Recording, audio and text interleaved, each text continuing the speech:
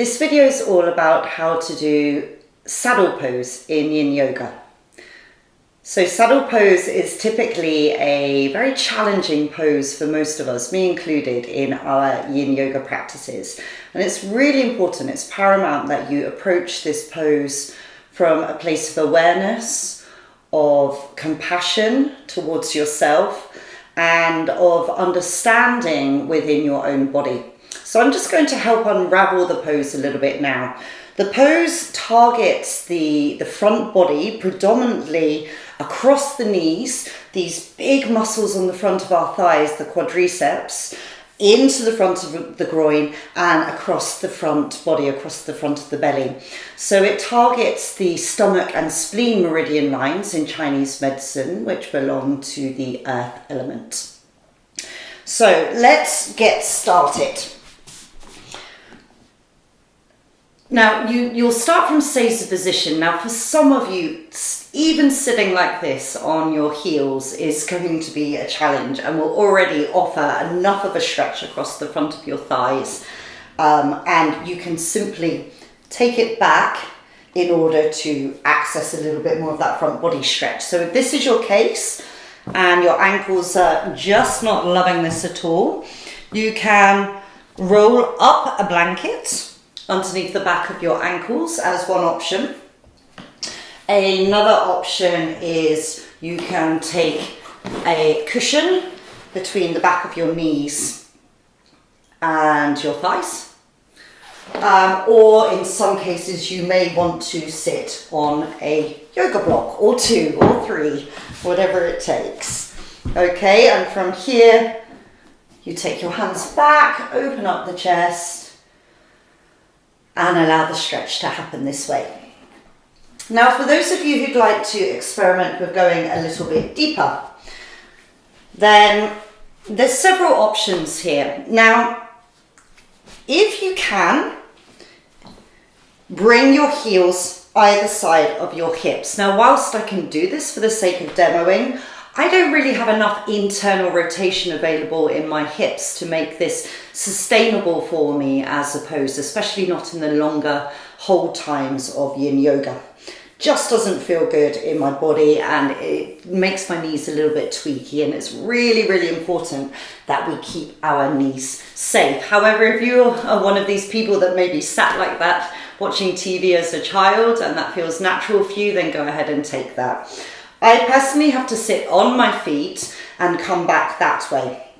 So with this in mind, again, you may simply find that this is enough of a stretch for you. Or you may feel that coming down onto your elbows is where you're at today. Now, look what's happening in the knees as you begin to come down. So my knees have just lifted there, which by all means is absolutely fine. However, if your knees lift, it may be more comfortable for you to get some kind of prop under your knees to assist. If your knees want to come apart a little bit, then that is also fine too. This would happen as a reaction to what's going on in your back body. So as we start to come back into the pose shifts slightly in its dynamic from being a front body stretch into also being a little bit of compression in the lumbar spine. So the area of the lower back and the kidneys.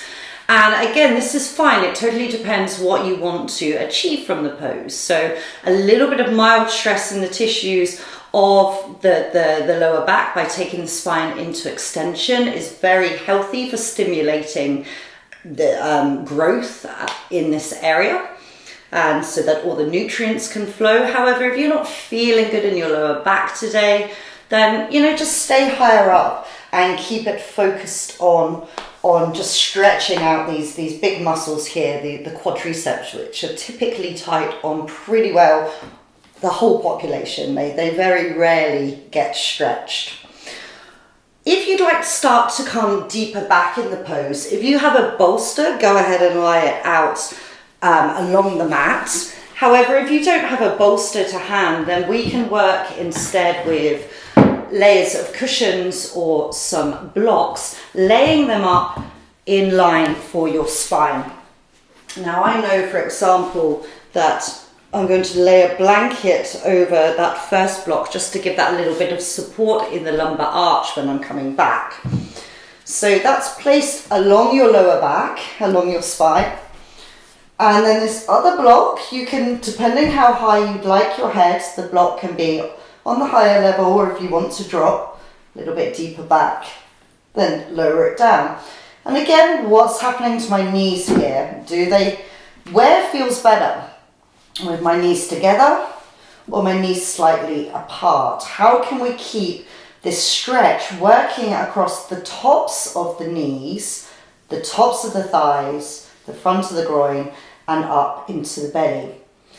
So it's really important to note here that with the knees, if you're feeling any localized pain at all, so any stabbing, any sharp pain, the back off, either come up higher or play about with the position of your knees, where your feet are in relation to your body. If we're feeling a dull ache, which I am right now, across the tops of your knees and extending up into the fronts of your thighs, then that's fine. That's a healthy stimulation to the knee joint that is sustainable, if not slightly challenging to be with. Okay, so the next stage, if you are comfortable with this and feeling open enough in your body today, is to come down, all the way down onto the floor. And again, maybe you might want some kind of prop. I've just got this to hand, so I'm going to pop that under there, but maybe a cushion might work better underneath the lower back to support the lower back there, or you can take it without the support if that's what feels right for you today. Remember, we're always looking for that sort of 60% stimulation. So we're looking to this point where we can be aware of some stimulation happening, but we can find an element of yielding, of surrendering, of releasing into the pose as we release into those harder to release connective tissues, this fascia, the web of connective tissue that weaves through our whole body like a big sort of neural matrix. And I brought my arms overhead there, so to really extend the stretch all the way from the knees through the front of the groin, belly. Taking the arms overhead is going to kind of take you into that full expression of the pose. Then we'd stay here for 3, 4, 5, whatever amount of minutes you are choosing to be in.